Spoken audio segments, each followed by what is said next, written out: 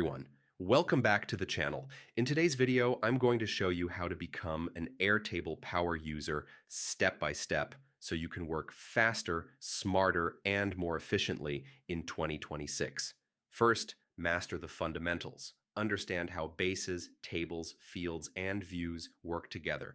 Don't just use text fields everywhere. Choose the right field types like linked records, rollups, formulas, and single select options. Proper structure is what separates beginners from power users. Next, learn how to design relational databases. Instead of storing everything in one table, break your data into connected tables, link customers to orders, projects to tasks, or products to inventory.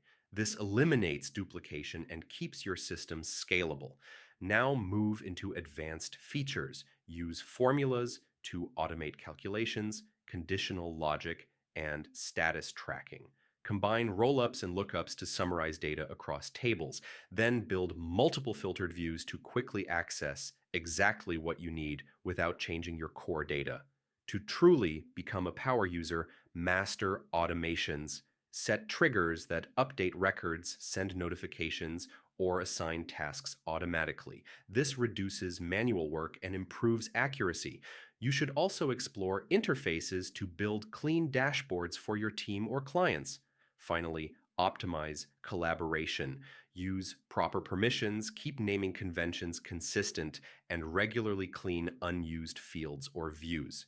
Power users focus on clarity and efficiency, not just complexity. If you follow these steps consistently, you'll move from basic user to Airtable expert in no time.